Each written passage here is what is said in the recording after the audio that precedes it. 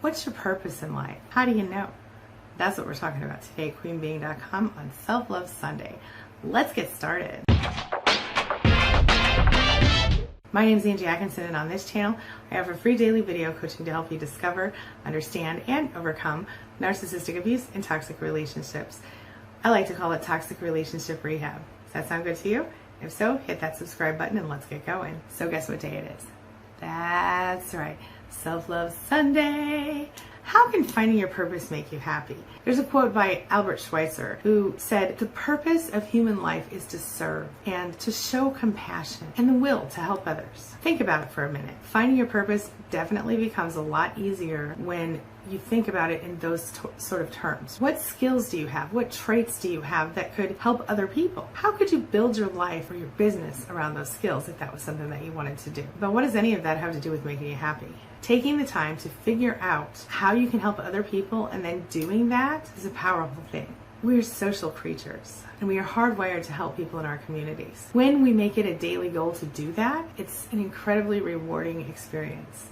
And I can actually say that I have that experience with you guys, and so thank you for that. Sure, part of it is because, we'll be thanked, we'll be recognized for what we're doing. You guys tell me thank you, it totally makes my day anytime anybody says I've helped them or they've enjoyed a video because it made them think about something different. That's only just a small part of it. There's a certain validation that comes when you're doing what you're supposed to do. It feels right to you. Do you know what I'm talking about?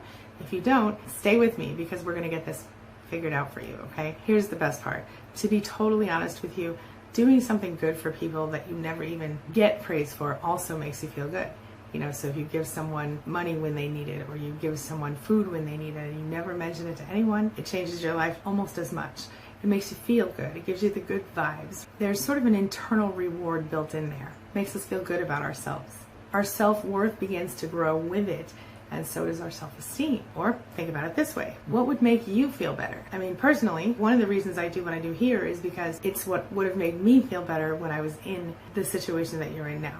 You understand what I'm saying? Would you rather go about your day shoveling papers and answering the phone and putting in time at a desk and then have nothing to show for it at the end of the day? Or would you feel fulfilled and more happy if you knew without a shadow of a doubt that you had made a difference in someone's life in a good way? What if that paperwork that you did at your desk that day helped someone find a place to live? Or what if those calls that you made sure that someone, a little girl, a little boy, didn't go to bed hungry tonight? What if you taught a class and it helped a young mom stay with her baby and stay home and still contribute to her family? What if you found your purpose, whatever that may be, and you made a real difference in someone's life? Wouldn't that be amazing? Wouldn't it make you feel happier? Wouldn't it give you a sense of accomplishment? Spend a little bit of time figuring out what it is that you can do to help other people in your life. Think about how you could serve other people and what a difference it could make in their lives today. In other words, spend a little time figuring out what your purpose might be in life and how it could impact the lives of people that you touch every day, be it in person, through a book, or anyway through the internet. That's the beauty of this day and age that we live in right now. We can reach people across the globe. We can make a difference in lives of people across the globe. I literally talk to people in almost every English-speaking country and a couple that don't speak English. My point today on Self-Love Sunday is stop making excuses and start looking for your purpose. When you find your purpose, you can begin to find your own happiness, your own self-worth, and it can change your life for the better. It can stop you from spending time with people who aren't worth your time. It can make your time more precious. On that note, I want to say one more thing before I close up today. I was talking to a client the other day, and I said to her, the busier I get with work, the more precious my time becomes, and the more picky I am about what I do with it.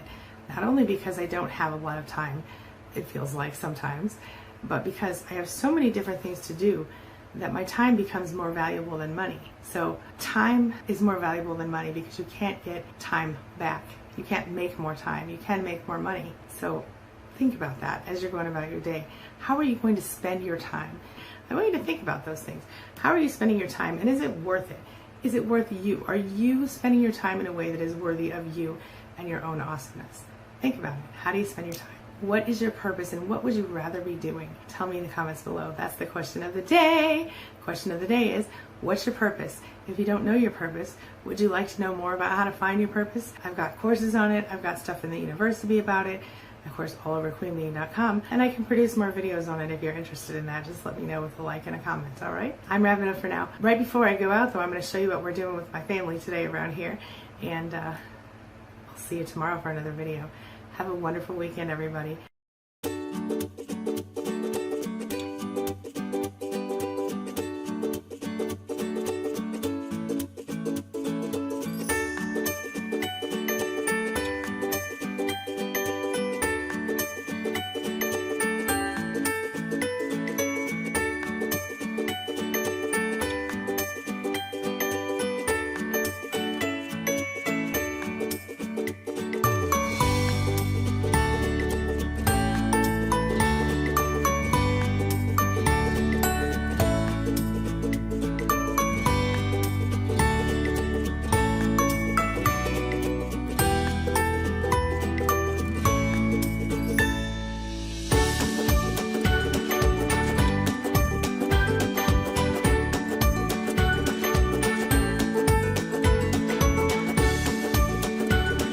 As always, thanks so much for being a part of my day and a part of my life. And hey, thanks for letting me be a part of yours. It really does mean a lot to me. I'll see you soon. It's my mission to teach others what I know to be true. You really can create the life you want. Take care of your body, take care of your soul, nurture the real you, and introduce him or her to the world. Be comfortable in your own skin and in your place in this world. Take your spot, take it now, and the universe will take its cue from you. You feel me? If so, subscribe to my channel. Let's get it done together. What's the neuroscience behind emotional intelligence, and how does it affect us in our lives? Well, that's what we're talking about today at queenbeing.com. So hey, let's get started. My name is Angie Atkinson, and on this channel, I offer free daily video coaching to help you discover, understand, and overcome narcissistic abuse and toxic relationships. I like to call it toxic relationship rehab. If that sounds good to you, hit that subscribe button and let's get going. Do you have your coffee? Let's go. So the neuroscience of emotional intelligence, what does that mean exactly? Well, our EQ is a crucial measurement of our ability to understand ourselves and other people and to identify and regulate emotion. Guess who has a very low EQ? Probably your narcissist. The EQ can predict our career success, our relationships, and more. So it's really an important and highly valuable asset to have, right? Emotional intelligence appears to correlate with IQ, and it is generally thought that you can train your emotional intelligence by learning to better understand your motivation and the motivations and the actions of other people. How about that? Who do we know that could benefit from that? Narcissists? Oh, yeah, good, okay. But while emotional intelligence can certainly be broken down into a series of learnable abilities, it is also strongly linked to our personalities and to the neurological processes. In many ways, our capacity for understanding emotions and controlling our own emotions is biological, as in we were born that way. But stick with me and we're going to talk about how all of this works, okay? Let's start with emotions. Our emotions are generally regulated by neurotransmitters and by hormones that our body releases in response to a range of different stimuli. So a good example of that would be when the body releases endorphins or feel-good hormones, and these act as antidepressants which help us combat pain and stress. They're produced when we think about people we love and when we're very happy. Oh, and also when we exercise. Meanwhile, we also produce cortisol, the stress hormone. We do that when we think about things that make us anxious or when we wake up to our alarm clock, cortisol. We produce norepinephrine when we're scared, melatonin when we're tired, and dopamine when we're focused and motivated. Ultimately, these chemicals tell our brain how we should feel about certain things, whether we should remember them, and how our body should respond. But everyone has different levels of these chemicals, meaning some people are just naturally happier than other people. The good news is that tools like cognitive behavior therapy can teach us to control our reactions to things by seeing them in a different way, reframing, as it were. This is the first step toward better emotional intelligence. Let's talk about empathy. Empathy, it turns out, is controlled by mirror neurons, okay, which fire in the brain when we see other people. When we see someone get rejected by a crush on TV, our mirror neurons fire off and we feel sad for that person. Likewise, when we see someone smiling at us, our mirror neurons fire and we produce serotonin and we feel happier. See? This is what gives us empathy. This is what largely makes it possible for many of our social interactions. At the same time, when you see someone smile, you will tend to automatically copy that gesture and smile yourself. This in turn can lead to something we call facial feedback, which basically means that we produce neurotransmitters that are keeping in with the expression that we're pulling. So what does that mean? It means if you smile, your body is programmed to make you feel better. How about that? Your body recognizes that that smile means happy and it gives you more of those happy hormones, happy neurotransmitters. So if you want to feel better, try smiling. Yeah, it works. All right, that's all I've got for you today. Tell me, how do you feel about emotional quotient? How do you feel about EQ? Here's the question of the day. Do you think that you have a high EQ or a low EQ? Do you think that even if you have a high EQ, do you think you can benefit from more knowledge about the EQ? And how do you think EQ fits with narcissism? I'll tell you a little tip. It doesn't. Most narcissists have very low EQs. We could talk about that in another video though. I'm going to wrap up for now. Tell me your thoughts in the comments below and let's talk about this. If you'd like me to produce more videos on EQ, let me know in the comments and give me a like. All right? I'll see you soon. Have a wonderful day, everybody. Thanks so much for being a part of my day and a part of my life. And hey, thanks for letting me be a part of yours. It really does mean a lot to me. See you soon. It's my mission to teach others what I know to be true. You really can create the life you want. Take care of your body. Take care of your soul. Nurture the real you and introduce him or her to the world. Be comfortable in your own skin and in your place in this world. Take your spot. Take it now. And the universe will take its cue from you. You feel me? If so, subscribe to my channel. Let's get it done together. Hey survivors, it's Angie. This video is part of the Soul Staycation, and today I've got a voice artist presenting 5 reasons to keep a gratitude journal. So let's get started.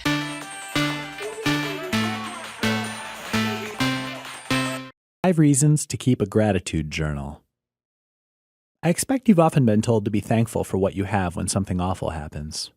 Research has shown that being thankful is a beneficial habit. Keeping a gratitude journal is an increasingly popular tool used by those seeking to improve themselves. 5 reasons to keep a gratitude journal are 1. Changing thought patterns. Studies have shown a strong mind-body connection. When we're feeling stressed, anxious, or other negative emotions, it can have a negative effect on our physical health. By considering those things, events, or people you're thankful for, you're creating positive thoughts and feelings which will help reduce stress levels. It'll also remind you that whatever happens to you, there's always something to feel thankful for. Your commitment to your gratitude journal refocuses your mind on positive events, conversations, and relationships. This enables you to see more than just those negative ones that tend to fill your mind and dominate your thoughts when they happen. Another way your thought patterns will change is that you'll find that you start pushing boundaries and removing limiting beliefs. This will happen as you not only keep your gratitude journal but also review it. You'll find that your mind opens to new possibilities and you gain in self-confidence and knowledge. 2. Improve your health. The fact that there is a mind-body connection means that focusing on positive thoughts and feelings in your gratitude journal, you're helping to improve your physical and mental health. Studies have shown that regular gratitude journaling can relieve stress and anxiety, improve sleep, and gain perspective. 3. Create optimism. Some days, it's just too hard to see the wood for the trees. You'll find yourself focusing on something that upset you, and troublesome thoughts will nag away at you constantly. Taking some time to sit quietly and think about something you're grateful for will reduce the negative thoughts and feelings and replace them with positive ones. Improved sleep. Regardless of whether you feel the need for 8 hours of sleep each night, your body and mind do require a regular amount of sleep each night for optimal mental and physical health. Keeping a gratitude journal is fun, calming, and a positive activity that promotes happy thoughts and feelings. By replacing worry and stress, you can sleep more peacefully and have happier dreams. 5. It's fun. Keeping a gratitude journal should be a fun, enjoyable experience, something you look forward to. It doesn't matter whether you use a plain notebook or a really fancy one. You can jazz it up by using different colored pens or pencils, or even decorating the pages. If you want to create a positive change in yourself and your life, then keeping a gratitude journal may just be the tool you're looking for.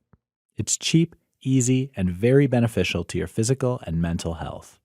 If you haven't already joined the Soul Staycation, you can do so for free at soulstaycation.com. Thanks so much for watching. I'll see you soon. Have a wonderful day. And as always, thanks for letting me be a part of your day and a part of your life.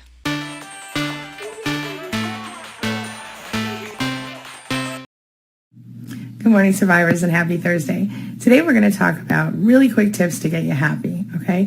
The fact of the matter is sometimes when we're going through narcissistic abuse, it's very hard to find things to be happy about. So I found this 2014 study that said that people who... My cat is outside meowing. I guess I better go let him in. I'll be right back. Hello, kitten. Welcome back. That's what you call reality, people. Reality kitten. Anyway, so I found a study that said that people, researchers talked to people in 83 countries, like 5,000 people, and they determined that there are 3 circumstances under which we are almost always happy. And they are A, when we're having sex, B, when we are socializing with our friends, and C, when we are exercising. So, there's that. But I know, sometimes when you're in a situation with a narcissist, you don't really want to have sex with them, and you also probably don't have a lot of friends available to socialize with anymore if you've been with them long, because narcissists tend to isolate us. And another thing to consider is that, exercise is really good for us, but it's hard to get started when you haven't. So, when you've been stuck in a pattern with a narcissist. So obviously I want to recommend to you that you exercise. Obviously I think it's a really good idea to socialize. There ain't nothing wrong with good sex. But in the meantime, how do you deal with trying to find happiness in the process as you go through this recovery process? Well, let's talk about that. I've got a few more tips for you. And at the end of this video, I'm going to share with you this freaking adorable thing that happened last night. I went to my daughter's Black History Month event, and she had a speaking part in it, and it was the coolest thing I've ever seen. I was so impressed with the teacher because she created this show that was the history of hip-hop, and it was really well done, and I was thoroughly impressed, and it was super cute. So I'm going to let you hear a little bit of that, including my daughter's little bit of speech that she had at the end of this video. Okay, so stay tuned for that. All right, let's get this going. My name is Angie Atkinson, and this channel is all about teaching you what I know to be true. You really can create the life you want. But first, do you have your coffee? This cup is one of my dollar store cups that I really like. I just thought it was super cute. I've got it in red, black, and green. So, yep, here we go. So I've told you guys this before, but my first tip is to smile. Anytime you sit around and you smile, even if you don't mean it initially, your body releases endorphins, makes you feel better. It's a physiological reaction, but it really works. So even if you feel terrible, if you just smile, you're going to feel a lot better. So smile, my friend, smile. You got a beautiful smile, just do it. You know what I'm saying? It really does help. Another study found that people who do what they call downward comparisons, as in people who have it worse than them, if they make a point of looking at someone who has a worse life than them, and they focus on how much better their life is, they tend to find some peace in that. Now, let me just make a suggestion to you about that. Instead of looking at people who are downward from you, maybe you could just look at what is good in your own life and be grateful instead. If it helps you to go and volunteer at a homeless shelter or something like that, there's nothing wrong with that. That's good karma for you and all that stuff.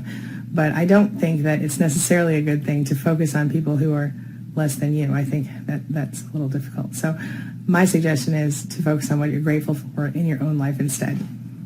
I always tell you guys, think of 3 things you love about yourself and 10 things you're grateful for every single day. It really does change your vibration quite quickly. My third and final tip for the day mostly is to do something that requires brain power. The researchers suggested doing your taxes. That's never very fun, but anything that requires you to think about stuff before you do it, anything that requires you to use that left side of your brain, wait a minute, yeah, the left side of your brain, that's the analytical side, it can change your mood very quickly, apparently. And that makes a lot of sense to me because I'm a person who finds a lot of fulfillment in my work, which of course requires a certain amount of brain power. So I'm with that one. And of course, as I'm about to show you this reel from my daughter's, I'm just showing you little bits of it from my daughter's thing last night.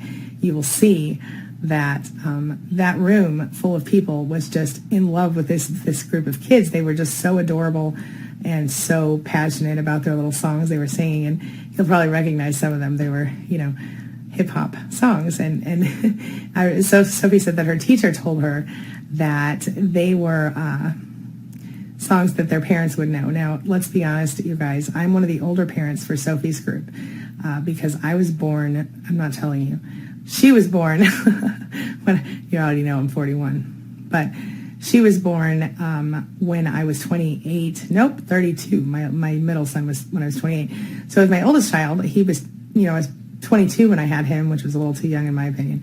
And he, so I was one of the youngest moms, and I looked very young. I'm very short anyway. So at 22, I still looked like I was about 13. Not really, but really like 15 or 16. So people used to give me a lot of dirty looks. When I was 28, when I had Noah, my middle son, and that was, so I tend to be around average in his friends' parents. I tend to be around the midpoint, the average age of the kids in his grade. Now with Sophie, I tend to be one of the older parents in her grade, but I still liked those songs. It was good stuff. I was 32 when I had her, so that was never the plan, but no regrets, baby, no regrets. So anyway, I'm going to show you that. So I guess my other point with this is music is a great way to change your attitude and your mind. And also children, that if you have children in your life that you love, spend some time with them. They have a beautiful outlook on life most of the time, and they're just really, really good for your soul, So anyway, all right, I'm going to wrap it up for now. I've got to get the girl to school and do all these other things. And plus I want to show you guys this fun little thing. So here you go. So for most of the performance, Sophie was in the front of the group, right in the middle. But here's the part where she actually spoke. And after that, I'll show you the rest of the songs, or some of the songs, the parts of them. They're super, super cute. The 1990s hip-hop started crossing over to mainstream pop. This movement allowed many younger artists who were usually delegated to kids' music to develop in the world of hip-hop on their terms. One of the first pieces to do this was a duo called First. First was not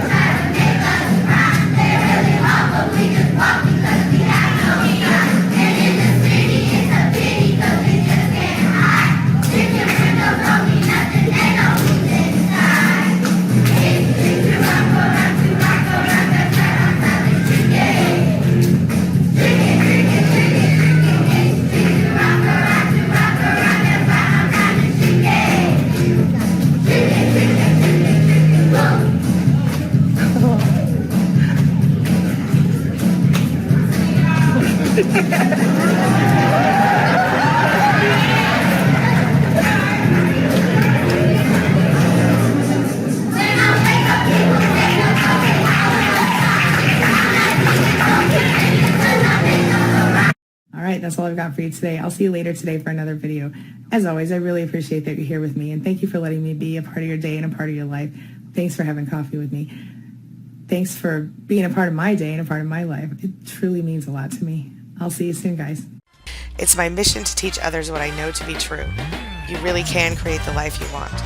Take care of your body, take care of your soul, nurture the real you, and introduce him or her to the world. Be comfortable in your own skin and in your place in this world. Take your spot, take it now, and the universe will take its cue from you. You feel me? If so, subscribe to my channel. Let's get it done together. Are you happy? Are you as happy as you want to be? Are you willing to do what it takes to be happy? That's what we're talking about in today's video. Let's do it. My name is Angie Atkinson, and on this channel, I offer free daily video coaching to help you discover, understand, and overcome narcissistic abuse and toxic relationships. If that sounds good to you, hit that subscribe button and let's get going. But first, do you have your coffee? Today I'm using one of my favorite dollar store cups, and I really like it. Today we're going to talk about 8 things that happy people don't do, and how you can do better for yourself as you go through your recovery. All right, so let's get started. So when we've gone through narcissistic abuse, or while we're still in it, we often struggle to stay happy. Unhappy people do certain things that happy people avoid like the plague. So if you're doing these things, that means that you're not as happy as you can be. So achieving anything involves avoiding certain behaviors and adopting other types of behaviors. Would you agree? Achieving anything involves avoiding certain behaviors and taking on other behaviors. We know this, right? If we want to lose weight, we have to change our behavior. If we want to do better at work, we have to change our behavior. If we want to be happier, we have to change our behavior. If you think that you don't have a natural skill for being happy, you can learn. I think everyone can be happy if they choose to be. I think it has a lot to do with the way that we're raised and the way that our environment is. And I think when we're dealing with a narcissist, we all know that our environment kind of sucks sometimes. Let's talk about it. If you're moving forward, or if you just want to be happy right now, you can avoid certain behaviors and be happy. Number 1, avoid dwelling on the past. So feeling bad about stuff that's already happened does not make a lot of sense. I was just talking about this with a client yesterday, and she was saying, I'm still so angry about all the things that I've been through in the past. I'm angry at myself for the choices that I made, things like that. And I said, the person that you were 20 years ago isn't the same person you are today. In fact, the person you were yesterday isn't the same person you are today, because every day we learn a little more, we evolve a little more. So you can't be mad at the you from 20 years ago or 10 years ago or yesterday, okay? That you is not the same you as you are today. I know that sounds weird, but go with me on this. Without a time machine, there's not a lot we can do about the past. If you were late for your job interview yesterday, you can't beat yourself up about it today. Too late to stress about it. Don't keep beating yourself up about stuff that you can't change. Like I always say, focus on what you can control, not what you can't control. Leave the past alone. Focus on today. Focus on today. Life only happens right now in the present. You're wasting your life if you're staying focused on the past or even the future. Number 2, worrying about the future. Worrying about the future isn't a whole lot better than being bitter about the past. Both perspectives will sacrifice your current life. Both perspectives will ruin your mood, ruin your vibration. Prepare for the future, but avoid worrying about it. Going through your lives without concern for yourself is not going to help you. Most of your concerns will never happen anyway. Most of the bad things that you worry about won't happen. So let's go on to number 3, holding a grudge. Refusing to forgive other people only punishes you. Half of the people that you're mad at aren't even aware of it. If they're narcissists, they don't even care. Why continue to make yourself hurt for someone who doesn't even care? They're going on about their lives without any concern for you. So who are you actually punishing when you hold a grudge? Only yourself. That's why I suggest that when you're holding on to anger from a narcissist, that you write a letter to that person expressing all of it and forgiving them at the end, even though they don't deserve it. Do I say that you should send the letter? Absolutely not. You might want to burn it or throw it down the river. I don't know. But don't send it unless you really feel like you want to. But understand that if you do send it, it's probably going to be a waste of energy. But if you write it, it gets it out of yourself. It's a long thing, but I'll talk about that in another video if you're interested. Number 4, stop comparing yourself to other people. There are like over 8 million people on the planet, right? There's always going to be someone, like I said, who's better, healthier, smarter, whatever. Better disco dancers, richer people, whatever. Comparing yourself to other people is a losing game, especially when you compare your weaknesses to other people's strengths. Albert Einstein once said, everybody's a genius But if you judge a fish on its ability to climb a tree, he'll spend its whole life thinking it's stupid.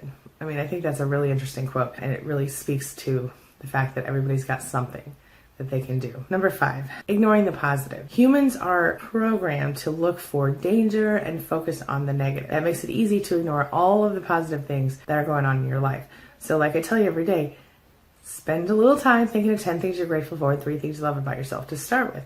You can counteract this tendency of feeling this way by making a list of those things every day and reading it each day. Make a habit out of it. It really changes your life. If you want to write one single list, do that. That's fine. Just make a list of all the positive good things in your life, or think of 10 things you're grateful for every day and 3 things you love about yourself. Either way. Number six, focusing on the negative. When you look at everything that isn't the way that you'd like it to be, you might find yourself feeling pretty depressed, pretty hopeless. And again, give fair time to the positive things in your life. You have plenty of them, I promise you. Even if it doesn't feel like that, keep looking, it's there. Number 7, stop worrying about the opinions of other people. You might think that you outgrew this mindset after high school, but if you're being honest with yourself, you're probably one of the rare few people. I still care a little bit about how people feel, but about me personally. I mean, obviously I care how a lot of people feel. As empaths, it's hard for us to not care. But when we focus on that, it can ruin us. We need to learn self-love. We need to learn unconditional self-love. So kick this habit. It can take a lifetime, but it is incredibly satisfying to really just not care what people think. You're never free if you're worried about what everybody else is thinking. It taints every decision that you make. Make sure that you make your decisions with your best interests in mind and not what other people will think about it. Don't buy a certain car because everybody thinks you should buy that car. Don't buy a certain home. Don't date a certain person. Do what feels right to you. You feel me? Finally, my last one is happy people avoid working at a job they hate. Now, I know that's kind of hard, and I know it's called work for a reason, but it doesn't make sense to spend 8+ hours per day doing something you hate. If possible, if you can try to find work that you at least find agreeable, it will remove one of your primary causes of unhappiness. Find something you're passionate about. And if your day job can't be that thing, maybe you can just find a day job that you don't hate, and then you can do your passion thing on the side. Passion, follow it, it helps. So let me ask you as I close up here, are you as happy as you'd like to be? Happiness, my friend, is a choice that we make every single day. Failing to choose happiness is choosing unhappiness. So choose to be happy, because you can. You have to make the effort if you want to experience happiness on a regular basis. Consider your perspective of the world. Is it making you happier or less happier? Change your perspective and you can change your life, my friend. How do you spend your time? What do you think about? And here, my friend, here's the question of the day. Question of the day. The question of the day is, what changes can you make in your life today or tomorrow that will shift your life toward ultimate happiness? Spend some time thinking about it. These ideas can change your life. What do you think? Are you ready to change your life today? Let's do it. I'll see you later today for another video. Happy Thursday. As always, thank you so much for being here and being a part of my day and a part of my life. And thank you for letting me be a part of yours. It really does mean a lot to me. See you soon. It's my mission to teach others what I know to be true. You really can create the life you want. Take care of your body, take care of your soul, nurture the real you, and introduce him or her to the world. Be comfortable in your own skin and in your place in this world. Take your spot, take it now, and the universe will take its cue from you. You feel me? If so, subscribe to my channel. Let's get it done together. Good morning, survivors, and happy Monday. Today I thought we would talk about 10 things that we need to stop doing if we ever want to be happy. All right? So let's get started. My name is Angie Atkinson, and this channel is all about teaching you what I know to be true. You really can create the life you want. But first, do you have your coffee? Today I'm using the Queen Bee cup, which was given to me. Well, I have 2 of them. One was from my sister and her boyfriend for my birthday, and another one came from a viewer named Sandy. Thank you to both of you guys. I love it. Real quick, just in case you're new here, my name's Angie Atkinson, and on this channel I provide free daily video coaching for narcissistic abuse survivors to help you discover, understand, and overcome narcissistic abuse and help you take back your life, take it to the next level. I like to call it relationship rehab. If that sounds good to you, hit that subscribe button. So when you're involved with a narcissist, a lot of times it's very difficult for you to find peace. It's very difficult for you to feel happy. And even after you've left the narcissist, sometimes that happiness feels elusive. So I'm going to give you 10 quick points today to help you start being happy today. All right, let's do it. So if you worry about what everyone else thinks, this is number one. One of the things that we all do that causes us drama and stress in our lives is we worry about what everyone else thinks. So if you overly concern yourself with the opinions of other people, you're never going to be happy, okay? You have to be your own type of perfect. Like we talked about yesterday, you could be perfect in every single way, but there would be someone to criticize you. There's no possible way to impress everyone. So instead, try to focus on yourself and making yourself happy, and then surround yourself with people who are happy for you and who are on the same page with you. Number two, you have to stop hating on yourself. It's so easy for us to self-criticize. It's so easy for us to engage in negative self-talk. But listen, there's no reason to make it more challenging for yourself. Just stop with the negative self-talk and focus on something else, more positive. Think about 10 things that you're grateful for today and 3 things you love about yourself. Do that every day. It really does make a difference. Number 3, we tend to focus on lack more than abundance. And I think that always wanting more than what you have is an unhealthy way to feel. Now, that doesn't mean that you can't have aspirations and goals. But if you're living under a park bench, it's natural to want a home, okay? But as long as you have the need, wanting more can be a source of frustration. As long as you have everything that you need, okay? So if you strive for more, great, but just be reasonable about it. You know, no one needs a $10 million home or a personal jet. The point is that if you always focus on what you don't have, you'll never have enough. If you can't be grateful for what you have, you'll never have enough. So set your gratitude every day. Every day think about things that you're grateful for. Every day focus on the abundance you already have in your life. Number 4, you got to stop comparing yourself to other people. Don't try to keep up with the Joneses, you feel me? So the fact of the matter is that everybody has their own unique strengths and weaknesses and pasts and challenges. And if you want to make a reasonable comparison, compare where you are today to where you were 5 years ago. If you've made progress, celebrate. If you haven't, figure out why. Number 5, you've got to stop beating yourself up for past mistakes. The fact of the matter is we've all done things that we regret. We've all made mistakes. It's part of daily life. And we've got to learn from them, and we've got to move on toward a brighter future. Because let me ask you a question. Has torturing yourself ever been helpful to you? Has it ever changed your life in a positive way? Number 6, when we don't take responsibility for our own lives, we cause problems in our lives. We won't be happy. The fact is that it's really easy to blame other people for everything that's happened to us. It's really easy to believe that someone else is the cause of the difficulty that we're experiencing. But if we focus on that, if we keep giving ourselves permission to not take responsibility, we lose control. If we believe our situation is our own doing, we have the power to fix it. Okay? Regardless of who is to blame, it's still our responsibility to handle it. Am I telling you to blame yourself for the narcissistic abuse that you're dealing with? Hell no. But I am telling you to take responsibility for the fact that you're still there, or, you know, that you're dealing with it if you're still dealing with it. Now, you can choose to deal with it by leaving and going no contact, if that's a possibility. Or you can choose to deal with it by changing the way that you react to it. Either way, you've got to do something to take responsibility so that you create positive change in your life. Feel me? Number 7, you have to stop saying yes to every request that comes your way. Okay, so most of us need time to regenerate ourselves after we've given of ourselves. By saying yes to every single thing that comes your way, you're robbing yourself. You're putting yourself in a position to feel like you don't deserve the time. You find yourself spending no time doing anything that you enjoy, and you find yourself doing everything that you don't want to do or that you maybe feel resentful of. And if you learn to say no when necessary, you can feel a lot happier. It's true.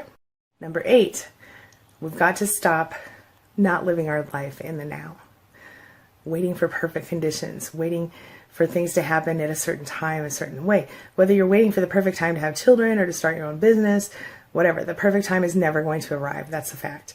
So get started right away on something that means anything to you. Time is ticking away. It's not getting any slower. We're not getting any younger. Number 9, being closed-minded and set in our ways. That's a problem. We sometimes tend to avoid new experiences, especially when we've been abused. We feel scared. We live in fear. But what's the point of living the same day over and over again? You only have so many years on this earth, so get the most out of it and have experiences, all right? It's worth a try. Number 10, expecting it all to happen overnight. Look, trying to change too much at once is just going to make you disappointed and miserable. As humans, we are remarkably adaptable in the long term, but it's challenging. I think challenging is an understatement to try to make major changes in the short term. Make smaller changes in your life, little baby steps, and build on it, okay? Every tiny change is one step closer to being who you want to be and doing what you want to do. So understand that, look, you're not going to change your whole life in a week. You're just not. But you can make major changes over a year or more. So don't let your habits put a damper on your mood. Start to make changes a little bit, one at a time, baby steps, all right? Remember this, your habits create your life. Remember that you evaluate your habits and you determine which of those are negatively affecting you, your ability to be happy, your ability to be whole and healthy, all of those things. And understand that happiness might be closer than you think. It's worth a try. Give it a shot. And now it's time for the question of the day. So here's the question of the day. Are you happy? And if you're not happy, what do you think you need to become happy? If you are happy, how did you get there? Share your thoughts, share your ideas, share your suggestions in the comments below, and let's talk about it. You never know, you could save another survivor's life this way. All right? I'll see you soon, guys. Have a wonderful day. I'll be back later today for another video, and until then, have a wonderful day. As always, thanks for letting me be a part of your day and a part of your life. And hey, thanks for being a part of mine. It really does mean a lot to me. See you soon. It's my mission to teach others what I know to be true. You really can create the life you want. Take care of your body, take care of your soul, nurture the real you, and introduce him or her to the world. Be comfortable in your own skin and in your place in this world. Take your spot, take it now, and the universe will take its cue from you. You feel me? If so, subscribe to my channel. Let's get it done together. Good morning, survivors, and happy Tuesday. This is what happens when you go to bed with wet hair in rollers, and you're me. I have these little soft rollers. Anyway, all right. So today we're going to talk about complaining and why it's kind of a waste of your time and how you can take back control. All right, so let's get started. My name is Angie Atkinson, and this channel is all about teaching you what I know to be true. You really can create the life you want. If you've survived narcissistic abuse, you might be struggling with something that isn't that much fun to talk about, complaining. You might have found yourself in a position where you're constantly focused on what sucks in your life instead of what's good. So today's video is going to be about complaining and how you can stop doing it and why you should. I hope you can stand it. But we'll have coffee. Let's do it. Do you find yourself constantly complaining and feeling like you have a real need to complain in your life and knowing that your life isn't exactly where you want it to be? And if you don't complain, do you know someone who does and makes everyone else feel uncomfortable? That's what we're talking about today, queenbeing.com. But first, you know what I'm about to ask you, don't you? Oh yeah. Do you have your coffee? This is one of my favorite dollar store cups. Before we get started, in case you're new here, my name is Angie Atkinson, and on this channel, I provide daily video coaching to help you discover, understand, and overcome narcissistic abuse and toxic relationships. I like to call it toxic relationship rehab. If that sounds good to you, hit that subscribe button and consider it one step closer to taking back your life. You know someone who's a constant complainer, you know that people probably try to avoid that person, right? As much as possible anyway. And whether it's you or someone else who's constantly complaining, what can be done to get back to the positive living? Because quite honestly, when you're focused on what's negative in your life, you're going to get more of those things brought into your life by the basic law of attraction, right? it's important to recognize that complaining is a really negative habit. It doesn't help you at all. And whether it's a good or bad habit, there's an urge to adopt an action, no matter what the consequences. So the more you feed the habit, the more it will take control of your life, and that's why it becomes so difficult to get rid of it. So when we're talking about complaining, it typically stems from negative thoughts that you've created in your own head or situations that are around you that you can or cannot control, right?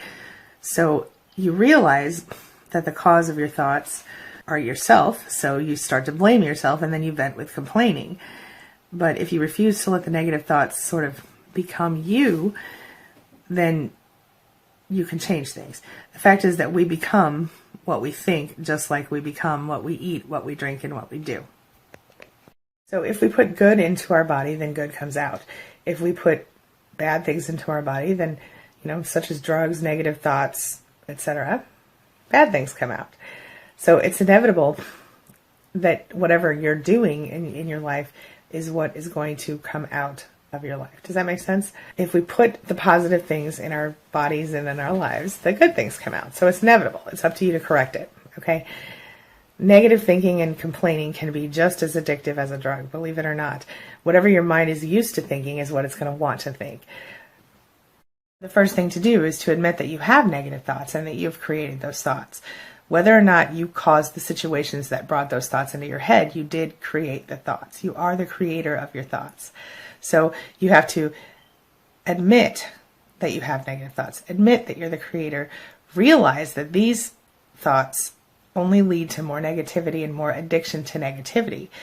You have to know what you're doing, and you have to admit the problem in order to let it go.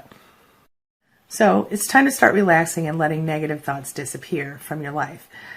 It might take a while, but it can be done. And when the negative thinking stops, so will your complaining. Okay?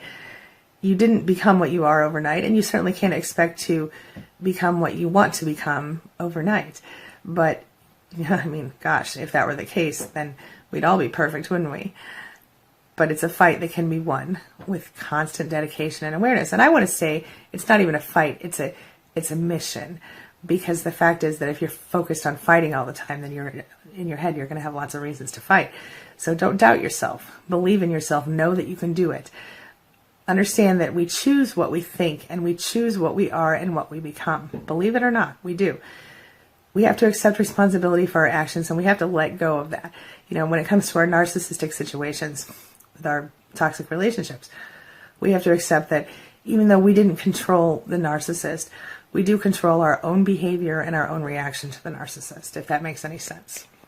Once you accept responsibility, you can let it go and move forward.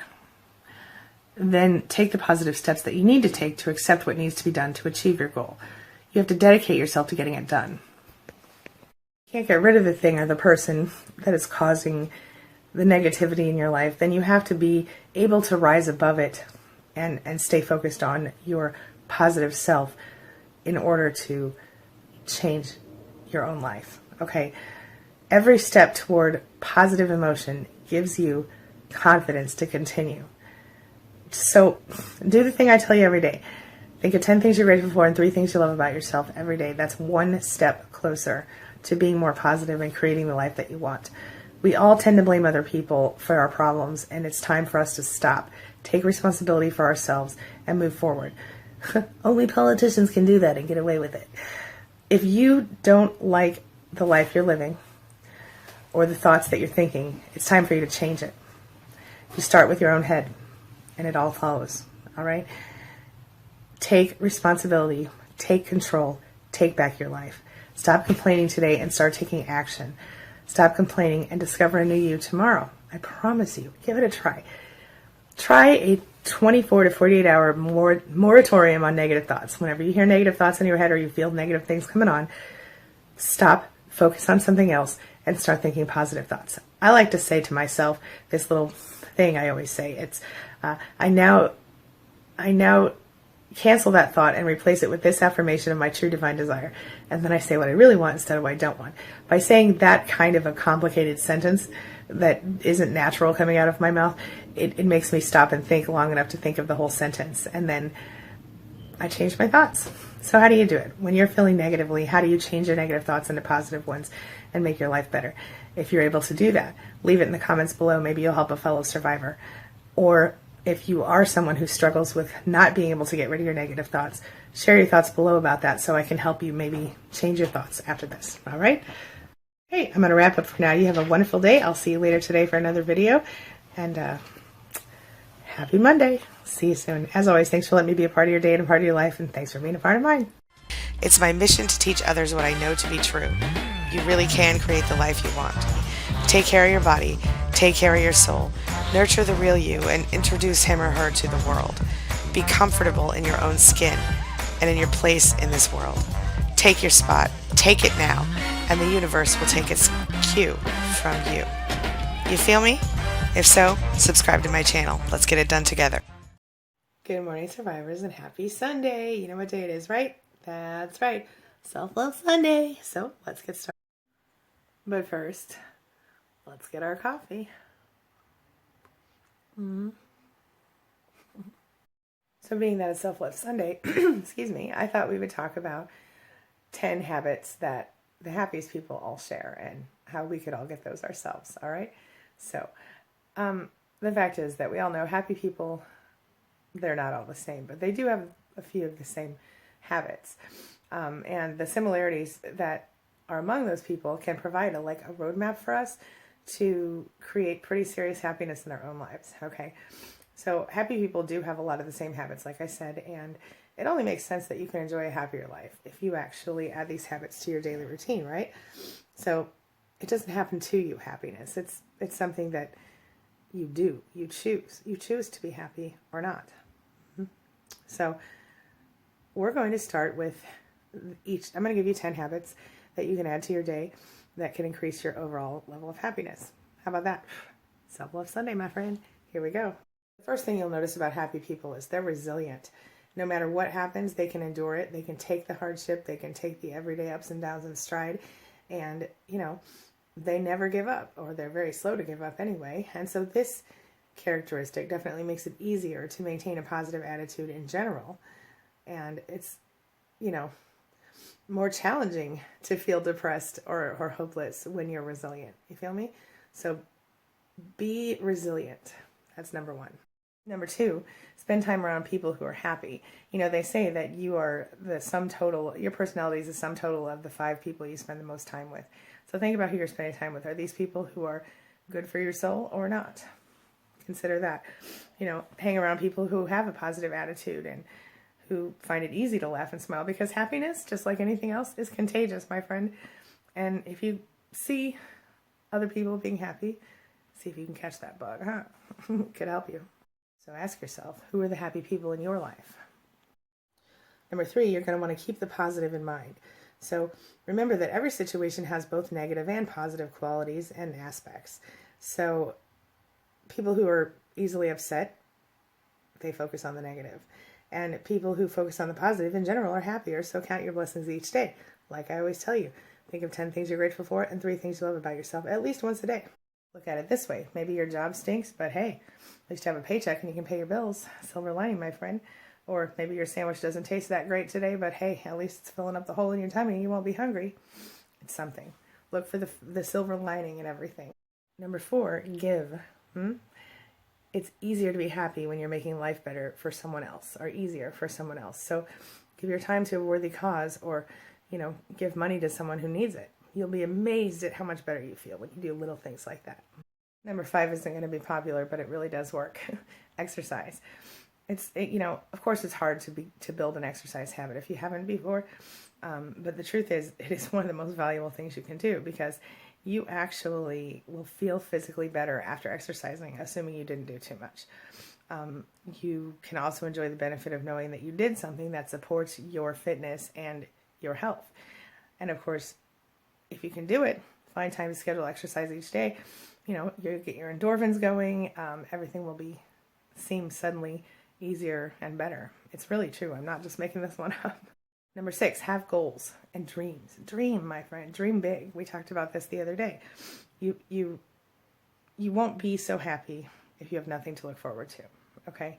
So figure out what it is that you want to experience each day. make a list and think about it each day. You know, some people say make a bucket list. I say make a daily list, you know. Try to come up with 3 things you want to get done every day and make at least one of those things toward your goal. Number 7, steer clear of gossip. Sure, gossip can be fun and interesting, and sometimes it gives you something to talk about, right? But there's a price to pay. And sooner or later, you are going to piss off somebody, right? So it makes sense to stop that if you want to be happy. You might feel the need to lie to get yourself out of trouble, and that's bad karma right there. And when you speak negatively about other people, pretty soon you're going to be more likely to worry that other people are speaking negatively about you too. It's just no good for your soul. Gossiping really doesn't accomplish anything except for unnecessary drama in your life, so don't do it. Number 8, get a life, a social life. The fact is that social relationships are a key aspect to being happy.